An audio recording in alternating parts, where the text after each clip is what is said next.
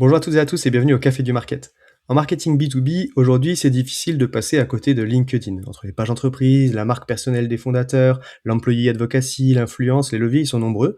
Et pour voir justement qu'est-ce qui fonctionne aujourd'hui, comment marche vraiment ce réseau, eh ben aujourd'hui, on va avoir des retours de l'intérieur parce que je suis avec Johanna Eran, qui est Senior Sales Director Western Europe et Israël chez LinkedIn. Bonjour Johanna. Bonjour Axel. Écoute, c'est un plaisir de t'avoir sur le podcast parce que LinkedIn, c'est en même temps un incontournable et puis en même temps, c'est source de fantasmes et enfin, il y a beaucoup de spéculations autour du fonctionnement du réseau. Donc, je suis content de pouvoir avoir un regard de l'intérieur. Est-ce que, en introduction, tu peux te présenter en quelques mots, s'il te plaît? Bien sûr, et puis avec plaisir, donc ravie d'être là aujourd'hui. Moi, je dirige aujourd'hui LinkedIn Marketing Solution, Ok. qui est la solution publicitaire de LinkedIn, donc c'est les LinkedIn Ads, si tu préfères, pour effectivement l'Europe de l'Ouest et Israël, basée à Paris. Et ça fait 7 ans que je suis chez LinkedIn, justement, et je travaille avec les annonceurs, que ce soit B2B, mais aussi très premium, comme le luxe ou l'auto, pour les Ok. aider à cibler les bonnes audiences sur LinkedIn avec notre plateforme et nos solutions publicitaires.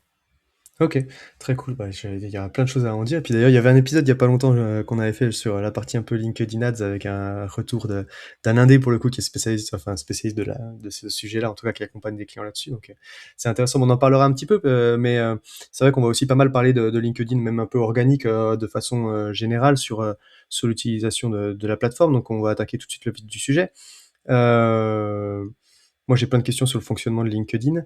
Le premier point, j'allais dire peut-être en introduction, est-ce que tu peux redresser un rapide panorama de pourquoi LinkedIn c'est un réseau intéressant pour une boîte B2B et puis de ce qu'il est possible d'en faire, quoi. Absolument. Bah, déjà, je voulais faire quelques rappels sur qu'est-ce qu'on est aujourd'hui LinkedIn. LinkedIn, c'est 1,3 milliard de membres dans le monde, 71 millions de pages entreprises, donc effectivement, qui sont présentes sur LinkedIn, entreprises, écoles, associations, etc., qui vont prendre la parole pour toucher effectivement ce 1,3 milliard de membres. Notre positionnement dans le B2B, c'est d'aider les marques, les entreprises à engager avec les audiences pertinentes au bon moment et avec une approche qu'on appelle en marketing full funnel, parce que nous avons à la fois des formats pour la partie branding, des formats pour la partie considération et puis des formats pour la partie performance. Et donc, avant de rentrer dans les formats, effectivement, comme tu le sais, le B2B est un secteur à part où aujourd'hui, les cycles de vente sont plutôt longs comparés au B2C. Donc, effectivement, pour faire une vente B2B, il faut parfois 6, 9, 12, 18 mois. Et l'acheteur, il peut pas être appréhendé en fait dans sa singularité en se disant je target un type de fonction, par exemple les DSI pour un logiciel, mais il faut aujourd'hui cibler ce qu'on appelle le comité d'achat. Parce qu'on sait que dans le B2B, les décisions en entreprise se prennent par un comité d'achat qui inclut la fonction qui achète, mais aussi toutes les fonctions de prescription, de recommandation. Que ce soit la finance, le département juridique, que ce soit les ressources humaines parfois, en tout cas la direction générale. Donc, pour bien aujourd'hui appréhender le marketing B2B, il faut non seulement communiquer avec ces dispositifs full funnel, mais aussi auprès de ce qu'on appelle nous le buying committee. Et donc, pour aller plus loin, je disais tout à l'heure, branding, considération, performance. Nous avons beaucoup de formats qui permettent de faire connaître ou de rester top of mind aujourd'hui pour une marque, donc des formats qui sont souvent des formats sponsored content, in-feed, et aujourd'hui très orientés vidéo, et je crois qu'on va reparler de la vidéo, On en parlera, ouais. avec des formats très premium aujourd'hui qui permettent par exemple d'être le premier slot, la première publicité qu'un membre va voir quand il se connecte sur LinkedIn. C'est le format qu'on appelle Reserved Ads.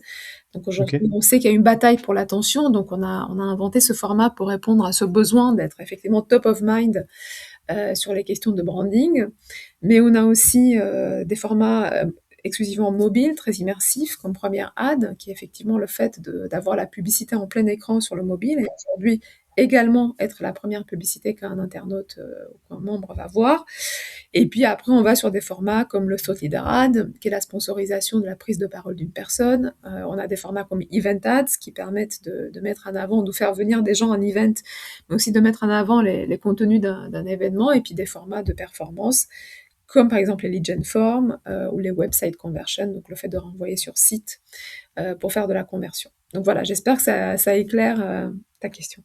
Ouais, ouais, ouais, bah, c'est vrai que enfin, entre tous les formats d'ads et puis ce qu'il est possible de faire en organique même, aussi, c'est vrai qu'on enfin, on en parlait la dernière fois du c'est ce que je te disais sur l'épisode, précédent là, où effectivement comment aller, jongler entre les différents formats pour, comme tu le disais, toucher à différents niveaux dans le funnel aussi, les personnes qui nous intéressent, c'est encore une fois, c'est un écosystème en entier, où il est possible d'avoir une stratégie très complexe.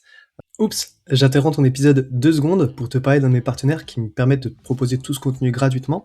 Ce partenaire, c'est Webmécanique, la suite de marketing automation et CRM française. Tu le sais comme moi, si tu fais du marketing B2B, les cycles de vente, ils sont particulièrement longs entre les actions de marketing, le nurturing, l'emailing et les événements, les touchpoints commerciaux. Le funnel, il est difficile à suivre et à piloter. C'est justement ce que résout Webmécanique. C'est une alternative solide au mastodonte américain et surtout, c'est une solution de marketing automation qui est intuitive, mais complète et puissante, et qui s'intègre facilement dans tes outils du quotidien, dans ta stack que tu utilises déjà, pour délivrer le bon message, au bon moment, par le bon canal.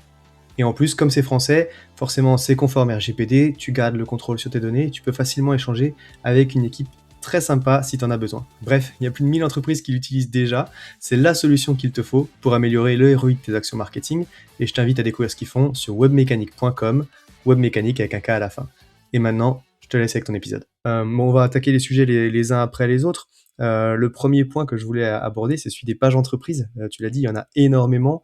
Euh, et c'est vrai que c'était... Bon, c'est un must-have, quand on est une boîte, évidemment, il faut avoir la page entreprise, mais on le voit de plus en plus, on parle beaucoup plus d'essayer de développer soit le profil du CEO, soit les prises de parole des employés, parce que le reach, ce qu'on observe en tout cas, c'est que ça a l'air quand même beaucoup plus important que celui des pages entreprises. Est-ce que ça vaut encore le coup finalement de développer une page entreprise? Parce qu'on a un peu l'impression de parler dans le vide quand on le fait, quand on publie par là, quoi.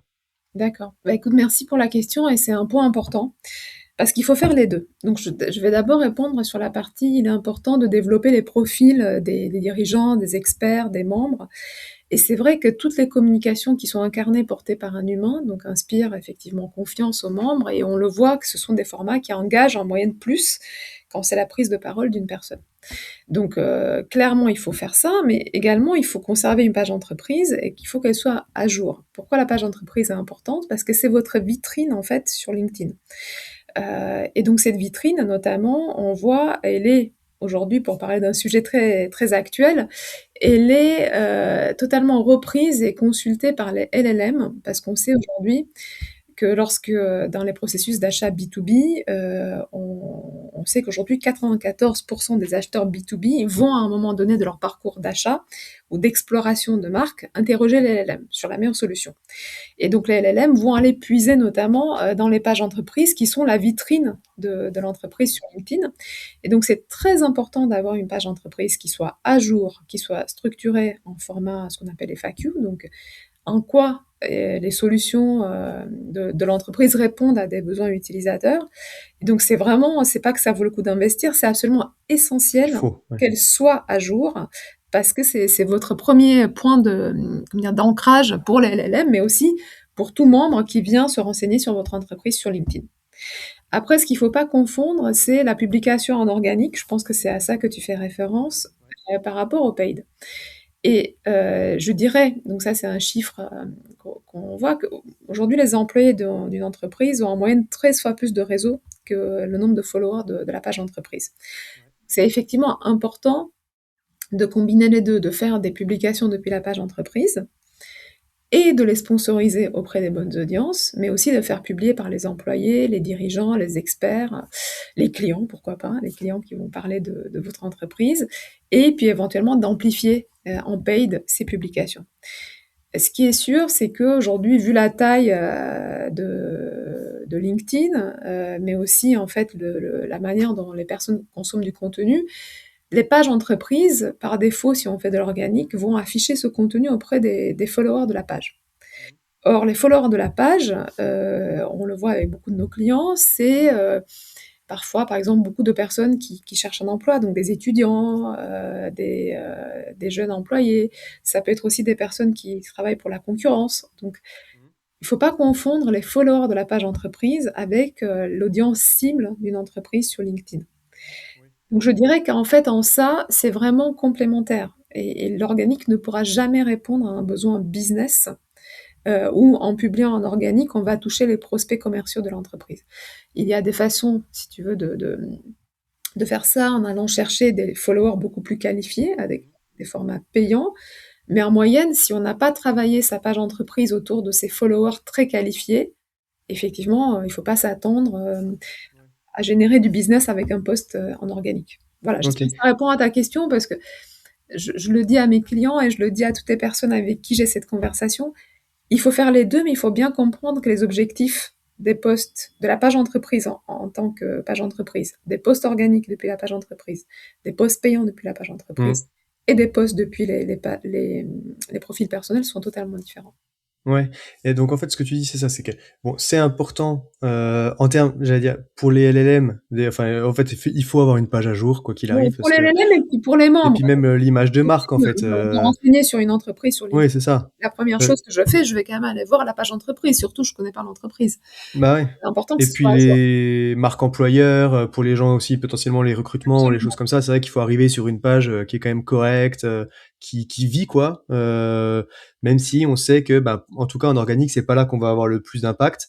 Euh, et dans ce cas-là, c'est complémentaire de ce qu'on peut faire sur les profils employés. D'ailleurs, ce qui est intéressant, c'est que depuis les profils employés, quand on augmente son réseau, quand on agrandit son réseau avec des profils qualifiés, on est capable derrière après d'aller les rediriger aussi pour qu'ils suivent la page entreprise. Donc c'est comme ça, peut-être qu'on Il y a peut des avoir techniques aussi qui peuvent faire, un following plus qualifié, quoi. absolument, il y a des formats qui s'appellent les follower ads qui permettent d'aller chercher effectivement des followers pour la page entreprise.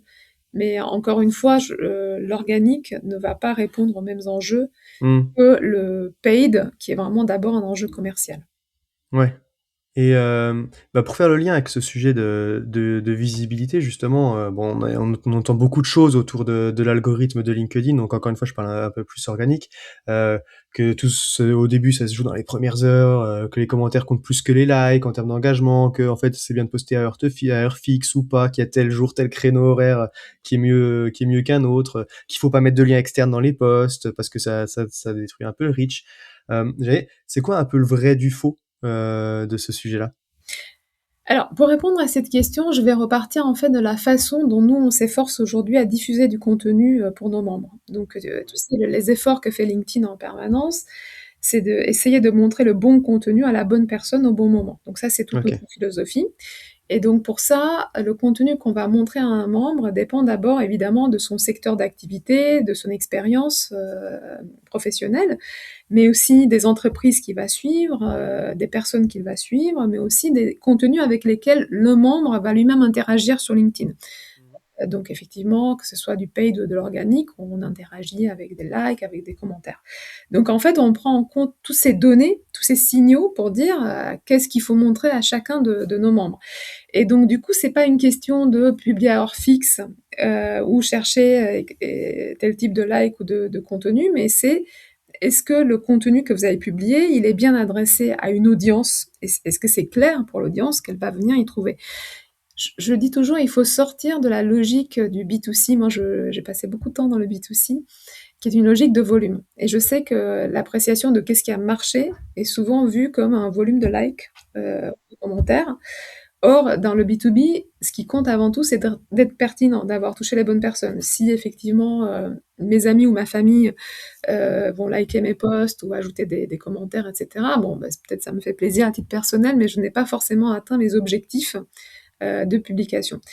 Donc, d'ailleurs, je t'invite et j'invite tout le monde qui nous écoute à aller sur le profil de notre rédacteur en chef LinkedIn Actualité en France, qui s'appelle Mehdi Ramdani, une newsletter qui s'appelle Dans le fil et qui explique effectivement comment notre algorithme continue aujourd'hui à évoluer.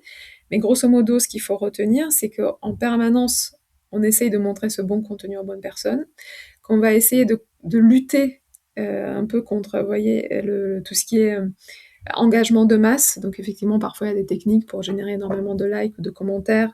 Donc nous, notre objectif, c'est effectivement, c'est de ne pas détourner l'attention de nos membres si cet engagement n'est pas qualifié. Et D'accord. on va aussi essayer d'améliorer en fait la reconnaissance, enfin, de techniques d'engagement qui sont faites que pour faire de l'engagement, de type commenter IA dans le commentaire pour recevoir, je sais pas moi, information, mon Ouais. plan, ou alors poster des vidéos mais sans le lien et mettre le lien dans un commentaire, etc., qui sont un peu des techniques pour générer de façon un peu artificielle de l'engagement. Nous, ce qui nous intéresse, c'est de poster au bon moment pour les bonnes personnes. Et je compléterai ceci en disant que là, par exemple, sur les LLM, on a vu, par exemple, les LLM reprennent aussi les posts. D'accord. Donc, pas seulement Ok. les pages entreprises, mais on va chercher de l'information dans les posts. Et à partir de 10 commentaires et de 60 engagements qualifiés, et je vais revenir sur le mot qualifié, on sait qu'un post est tout à fait susceptible de ressortir dans les LLM s'il apporte de la valeur ajoutée par rapport au Ok. sujet. Et donc voilà, c'est pas une question de volume, c'est une question de valeur. Donc quand je dis qualifié, est-ce que ce sont des gens de mon secteur, ou en tout cas du secteur, si aujourd'hui nous on se parle du marketing B2B, est-ce que ce sont des experts du marketing B2B qui ont commenté sur notre post, qui ont engagé avec notre post, qui ont donné un point de vue qui est tangible? Effectivement, on va fuir, enfin, on va essayer de ne pas aller sur des commentaires de type bravo, top, Ouais. super, qui n'ont pas énormément d'intérêt, mais sur du point de vue. Donc c'est en ça que j'insiste sur le côté qualifié. Alors publier à 10h du matin, à 18h ou le mardi plutôt que le vendredi, c'est pas l'enjeu. Ok, ouais, donc ça c'est intéressant, c'est ce que tu dis, c'est qu'en fait, bon, le créneau importe peu. Ce qui va être intéressant, c'est les commentaires et la longueur, on va dire entre guillemets, en tout cas la pertinence du commentaire et la pertinence de la personne qui Qui va va m'engager? commenter, du Oui, oui. profil de la personne qui va commenter par rapport au sujet que tu abordes dans ton contenu. Absolument. Et d'ailleurs, il faut partir d'un contenu qui apporte lui-même de la valeur ajoutée. Ouais. Je l'ai dit sur notre podcast, mais j'aime bien reprendre cette idée du déjeuner d'affaires. Effectivement, sur LinkedIn, si vous venez essayer de penser à quelles sont les informations intéressantes que vous aurez dans un échange un peu professionnel avec quelqu'un dans un cadre, effectivement, qui est peut-être un peu informel, mais qui reste avec un côté, effectivement, comment dire, statutaire ou formel, dans le sens où vous n'avez pas envie de révéler des secrets ou des choses confidentielles, mais vous avez quand même envie d'apporter une analyse, un point de vue. Vous n'êtes pas là juste pour reprendre le rapport d'activité de l'entreprise, hein. Vous êtes là pour apporter votre expérience. Et je dis ça parce que parfois on voit des gens qui mettent de l'effort hein, à faire des posts, mais qui finalement ne reprennent que des choses qu'on a déjà lues, vues ailleurs. Et ça, effectivement, c'est pas forcément une valeur ajoutée pour nos membres. OK, et du coup, j'ai entendu aussi que tu disais vous luttez, petite proportion gardée sur l'utilisation de ce mot-là, mais en tout cas, vous essayez de lutter contre ces techniques un petit peu d'engagement artificiel, commente ce mot-là pour recevoir mon truc, Exactement, qui ouais, ouais. sont qu'on voit un peu tout le temps parce qu'effectivement, bah, du coup, ça gé quand on a des lead magnets, on va dire intéressants, ça va générer potentiellement beaucoup de commentaires ou de likes sur les posts, quoi. Absolument. Alors ça, c'est vraiment, et encore une fois, Mehdi Ramdani l'explique bien dans sa newsletter et ses articles sur LinkedIn. Effectivement, enfin, on n'a pas envie aujourd'hui que ce soit ça, en fait, le mécanisme par défaut de rédaction et d'interaction avec les posts. Ouais.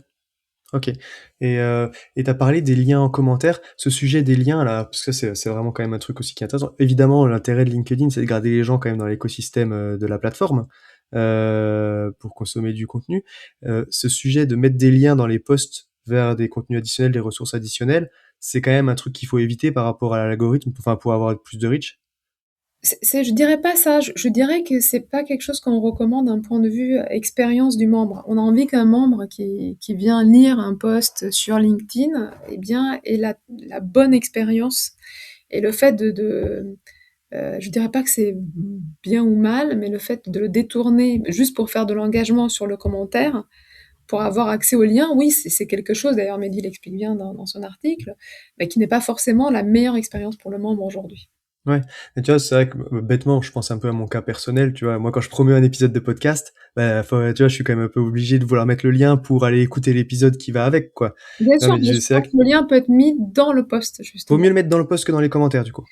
Il- on préfère qu'il soit mis dans le post. Après, effectivement, il y a plein de gens qui le mettent dans le commentaire, et ça marche aussi, mais je dirais que si on le fait juste parce qu'on pense que c'est mieux pour l'algorithme, je pense que c'est pas la bonne façon d'aborder le Le sujet. sujet, ok. Je pense qu'il y a beaucoup, comme tu disais, euh, et c'est normal, beaucoup un peu de recettes ou de choses qui circulent, mais effectivement, c'est pas ça qui va faire la qualité d'un post. OK. Et tu le disais, enfin, tu as parlé un petit peu de vidéo, et c'est vrai que vous avez pas mal expérimenté autour de ce format-là, parce qu'à un moment, bah, il y avait un fil dédié sur mobile, un peu comme on peut retrouver sur Insta ou Facebook quand on fait passer des réels, ou YouTube Shorts, quoi. Ouais. Si je dis pas de bêtises, à un moment, il a redisparu ce fil-là. Après là, on voit qu'il y a eu, pareil, encore une fois sur mobile plutôt, cette façon d'intégrer la vidéo, qui est un petit peu différent d'un post classique où effectivement les éléments de texte apparaissent directement dans l'encadrement de la vidéo. Enfin, il y a des tests qui sont menés autour de ça. Euh, c'est un format sur lequel il faut capitaliser, c'est une tendance du moment, c'est quelque chose que vous cherchez à développer parce que, ben, tu l'as dit aussi, mine de rien, avec l'IA, ben, incarner les contenus, ça génère de l'engagement et puis de la confiance. C'est un format sur lequel vous avez misé. Alors, oui, absolument. Et je commencerai par rappeler quelque chose d'important, c'est qu'aujourd'hui, 71% des acheteurs B2B, ce sont des Gen Z et des millennials. Et quel est le format, effectivement, qu'ils adorent? C'est la vidéo. Donc je dirais que de façon naturelle, on a accompagné le fait aujourd'hui que nos membres et que les personnes qui sont des acheteurs ou qui s'intéressent au B2B aiment ce format, aiment consommer de l'information dans ce format. Donc, d'ailleurs, c'est quelque chose que tu vois énormément sur LinkedIn. On a énormément de contenu vidéo, que ce soit en organique ou en paid. D'ailleurs, la plupart de nos formats publicitaires les plus récents et les plus sophistiqués sont effectivement aujourd'hui en vidéo, parce que c'est vraiment quelque chose qui est le format dans lequel les membres préfèrent consommer du contenu. Tu l'as mentionné, effectivement, LinkedIn est une entreprise qui fait beaucoup de test and learn. Donc, à une époque, on a eu effectivement ce feed, cet onglet, pardon, vidéo dédié. Puis après, la question, ce qui est sûr, c'est qu'aujourd'hui, on a préféré mettre les vidéos dans le fil principal, dans le feed principal et non pas les séparer. Ce sont toujours des tests qui sont menés par nos équipes produits. Mais ce qui est sûr, c'est que la vidéo est un format qui est là, qui est installé, qui va rester et qui croît 1,6 fois plus vite que tous les autres formats sur LinkedIn. Quand tu dis que ça croît, c'est les gens postent de plus en plus de vidéos, Les gens c'est postent de ça? plus en plus de vidéos, mais aussi les entreprises utilisent de plus en plus de vidéos sur leurs posts organiques ou leurs posts payants. Donc, c'est vraiment le format en termes de type de publication. Après, je dis aussi attention à ne pas tomber dans le piège du tout vidéo. Donc, vraiment, il faut savoir varier les formats. Il faut savoir faire des posts, effectivement, qui sont du texte. Il faut savoir faire de la vidéo. On a aussi des formats, par exemple, en publicitaire qui s'appellent les document ads, qui sont des formats carrousel, si tu préfères, pour faire justement de la considération, de la découverte de spécificité d'une solution, d'un produit. Donc voilà, donc oui, la vidéo, ça marche. Il faut continuer à varier les formats, mais clairement, ça répond à un besoin aujourd'hui et à une tendance qu'on voit fortement chez nos membres. Ok. Ouais, c'est vrai que bon, j'ai dit d'un point de vue marque, marketeur, c'est vrai que c'est un format qui est intéressant, d'autant plus qu'en plus, bon, j'avais ce format vertical enfin, qui peut être aujourd'hui presque tous les réseaux sociaux proposent ce format-là de vidéo verticale, et du coup on peut le réutiliser un peu partout. Donc c'est sûr que pour les marques, l'intérêt de pouvoir capitaliser sur ce type de contenu-là, il est quand même intéressant, quoi. Absolument, absolument. Ok, on a pas mal parlé de LinkedIn organique. Toi, c'est vrai que enfin, mine de rien, t'as pas mal parlé aussi un petit peu de sujets ads en abordant différents formats. Euh, pour la partie paid, il y a quelques temps, c'est quoi, 1 an et demi ou 2 ans, vous avez sorti les Thought Leader Ads. Oui, C'est quelque chose qui a pas mal bouleversé si, mine de rien, les stratégies paid, parce que il y a de la performance quand même qui est très intéressante par rapport à ça, et puis il y a aussi la possibilité à la fois de sponsoriser des postes du dirigeant, mais pourquoi pas aussi de personnes absolument. en dehors de la boîte maintenant. Donc on le voit dans les stratégies d'influence, que ça prend aussi de la place. Est-ce qu'il y a des nouvelles choses qui sont prévues de ce côté-là en ads qu'on peut anticiper, ou de nouveaux leviers que vous allez développer par rapport à ça dans ce type-là, quoi? Ah oui, alors absolument. Tout d'abord, pour revenir en fait sur le format, Mmh. donc c'est un format, c'est Leader Ads, qui permet de sponsoriser la publication d'une personne et de Ouais. l'adresser aux bonnes cibles. Et je dis ça, c'est important parce que pareil, on n'est pas dans une logique de milliards de commentaires ou de likes. Mmh. On va essayer, par exemple, si un dirigeant ou un expert je sais pas moi, dans l'entreprise, un expert, par exemple, IT, a un message à faire passer aux clients, aux prospects potentiels, effectivement, le mettre en organique, il y a qu'une partie de son réseau qui va le voir. Donc l'idée, Mmh. c'est d'aller toucher les personnes qui sont intéressantes pour l'entreprise avec ce format-là. Et ce format-là engage en moyenne 2 à 3 fois plus que les formats publicitaires classiques. Ouais. Je disais, c'est vrai qu'il y a une préférence à consommer de l'information qui vient des humains. Donc ça Ouais, permet, crédibilité de la personne par il y a rapport à une la marque, quoi. il y a une forme de confiance qui est donnée à l'humain, qui est très important. Donc c'est un format complémentaire. Donc attention, j'ai pas dit aujourd'hui ne faites plus que du thought leader ads, c'est pas du tout mon propos, mais c'est un format complémentaire et on voit aujourd'hui presque toutes les entreprises qui travaillent avec nous l'utiliser pour faire parler leurs dirigeants, pour faire parler leurs employés. Ça, par exemple, c'est un format qui est formidable pour la partie employer branding. Et tout ce qui est la partie employee advocacy, c'est de faire parler des salariés. Ça veut dire quoi travailler, je sais pas moi, chez Kering? Ça veut dire quoi travailler chez Dassault Systèmes? Ça permet vraiment d'aller incarner le quotidien des salariés. La partie expert, donc parfois dans les entreprises, on a effectivement des experts de la cybersécurité, des experts de l'IA, et puis la partie client. Donc d'ailleurs, les ambassadeurs les plus intéressants parfois, ce sont les clients. Qui mieux pour parler de votre produit, de votre Bah service, ouais. qu'un Mmh. client satisfait. Et par exemple, je cite souvent un exemple Samsung qui est allé assez loin en fait dans ce type de dispositif, qui a complété son approche effectivement média paid avec une approche effectivement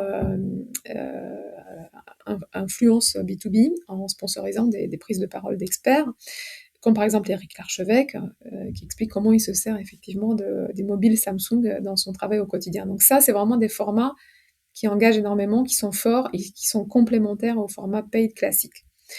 Alors par rapport aux nouveautés, donc là, au 1er juin, on va lancer la possibilité d'être en pré-roll d'influenceurs B2B, notamment sur la partie anglo-saxonne.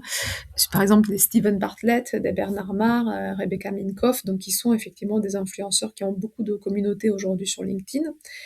On parlait de sujets business, des sujets B2B, des sujets IA, des sujets leadership. Et on va donner la possibilité aux annonceurs de sponsoriser, d'être le pré-roll de ces contenus-là. Ok. Donc ça, c'est quelque chose qui arrive, qui s'appelle chez nous déjà BrandLink. C'est la possibilité d'introduire en pré-roll d'un contenu éditorial. Et pour l'instant, donc, ce sont des publishers comme le Wall Street Journal, comme Bloomberg, mais aussi Condé Nast, etc., Business Insider. Donc la possibilité d'avoir une vidéo en pré-roll de leur contenu éditorial, on va pouvoir avoir une vidéo en pré-roll du contenu publié par des influenceurs B2B. Ok, mais quand tu dis du contenu publié par des influenceurs B2B, c'est des contenus vidéo du coup. Oui, ça peut être, oui, c'est des contenus vidéo. Souvent, ce sont des contenus qui, Mmh. enfin, ils vont s'exprimer sur la plateforme. Ils ont des séries, un peu des podcasts, des prises de parole. Donc, l'idée, c'est de pouvoir donner la possibilité aux marques d'être le pré-roll de ces publications-là. Ok, Pas seulement de ok. médias, mais de personnes. D'accord, donc on va pouvoir placer en gros, bah, j'allais dire un peu comme sur les vidéos YouTube en fait, au début de la vidéo, on va pouvoir placer un petit spot quoi, une petite Absolument. pub vidéo, Une publicité. en pré ce que tu dis en pré-roll donc juste avant que la vidéo démarre quoi. Exactement. OK. Donc, c'est le format qui s'appelle chez nous BrandLink, qu'on étend des publishers, donc des éditeurs médias, aux personnes, aux influenceurs B2B. OK. Ah, super intéressant ça, encore une fois en termes, d'influence et ça quand tu dis ça d'influenceurs B2B, c'est-à-dire que, est-ce que c'est LinkedIn qui va cibler les influenceurs pour diffuser des pubs? Ou est-ce que c'est, l'annonceur qui va pouvoir, comme pour les thought leaders, en fait, il faudra demander l'autorisation, à l'influenceur qui nous intéresse et on va pouvoir dans ce cas-là cibler très précisément des personnes chez qui on veut mettre nos pré-rolls? Grosso modo, pour simplifier le processus de réservation ou d'achat de ce type de publicité, LinkedIn va travailler pour avoir effectivement un catalogue d'influenceurs B2B, donc qui sont d'accord pour que leurs vidéos soient sponsorisées. Et ensuite, D'accord. l'annonceur, et c'est ce qui se passe aujourd'hui avec la partie édito, la partie effectivement contenu éditoriaux, va pouvoir choisir auprès de quel média, et donc là, auprès de quel influenceur il veut que ces publicités soient vues. D'accord, donc dans le catalogue que LinkedIn aura défini. Voilà, exactement. Pour ceux qui vont OK. effectivement accepter de rejoindre le programme. Ah, OK, donc du côté influenceur, on n'aura pas forcément la main sur, les marques qui vont publier par notre compte. Tu vois, en fait, ma question, c'est enfin, dans le fonctionnement, tu vois, c'est ça, c'est est-ce que c'est un peu, bah, en gros, l'influenceur dit: «OK, moi, je veux bien qu'il y ait des pubs en amont de ma publication». De l'autre côté, du coup, la marque va pouvoir dans le catalogue dire: «OK, bah, moi je voudrais être, en a Ouais, on de tel encourage qu'il y ait influenceur, tel influenceur, voilà, tel influenceur», quoi. on encourage qu'il y ait une affinité, j'ai envie de dire, Ouais, de ouais. contenu ou de positionnement effectivement entre l'annonceur et effectivement, bah, soit le média, soit l'influenceur, qui va «accueillir» entre guillemets dans ses contenus, ses publicités. OK, très cool, donc super intéressant et tu dis ça enfin, c'est plutôt une innovation, du coup, sur le marché anglo-saxon pour l'instant? Ça commence avec des influen non, c'est ouvert à tous les annonceurs, mais ça commence OK. avec des influenceurs qui sont effectivement, plutôt anglo-saxons. Donc, j'ai cité effectivement 2 influenceurs américains et Mmh. un britannique, mais effectivement ça aura vocation évidemment à s'étendre. OK. Ça, tu enfin, c'est déjà actif ou tu as un horizon un petit peu 1er sur, juin, 1er juin. OK, juin, pardon, oui, c'est vrai que tu me l'as dit. OK, très cool. Bah, écoute, super intéressant. À voir, ça va ouvrir encore une fois de nouveaux leviers, à tester, donc c'est chouette. Hem, J'allais dire, bon, pour conclure un petit peu, si on devait résumer notre échange, est-ce que tu as un conseil que tu voudrais mettre en avant ou une idée un petit peu clé, du coup, pour une entreprise qui veut justement, se développer, développer ce canal-là, quoi? Bah, écoute, oui, plusieurs. Bah, tout d'abord, la première, c'est qu'effectivement, LinkedIn, aujourd'hui, c'est la seule solution, full funnel publicitaire qui permet d'adresser avec précision les cibles B2B Mmh. et qu'il est important d'avoir une stratégie qu'on appelle chez nous always on. Parce que dans le B2B, on estime qu'environ 5 des personnes, des clients potentiels sont e-market pour acheter à un moment donné. Mmh. Or, l'intérêt, c'est de rester top of mind pour tout le monde. Il faut s'adresser pas seulement aux 5 mais aux 95 parce que dans le temps, quand ces personnes auront effectivement à choisir une solution, une marque B2B, il faut qu'ils vous aient à l'esprit. Mmh. Il y a d'ailleurs une étude qui a été publiée il y a 2 ans qui dit que 80 des marques choisies à la fin d'un processus d'achat B2B se retrouvaient sur la shortlist des acheteurs dès le premier jour.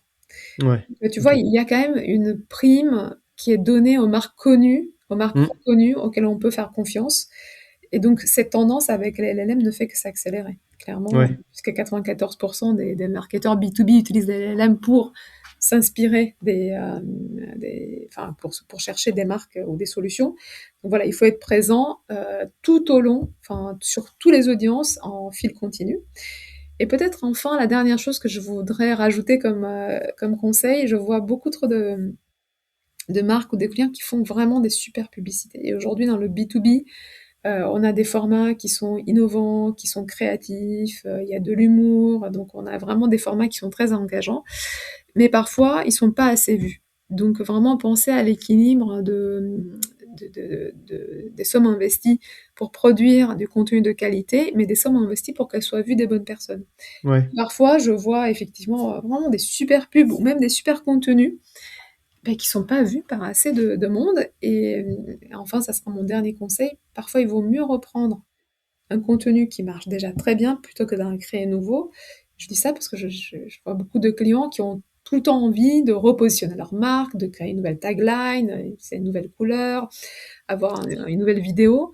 En fait, ce qui va payer, c'est la répétition et comment dire, la cohérence dans le Ouais. temps.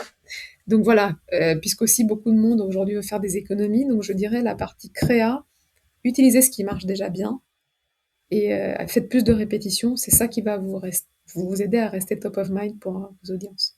Ouais, c'est vrai que c'est bon, ça, c'est un truc qu'on répète, depuis longtemps, en termes de contenu, c'est que les marques ont tendance à toujours créer, créer, créer, créer, créer et puis au final, on n'investit pas assez la distribution et donc au final, on se retrouve à créer des contenus qui peuvent être super bien, mais qui sont vus par personne.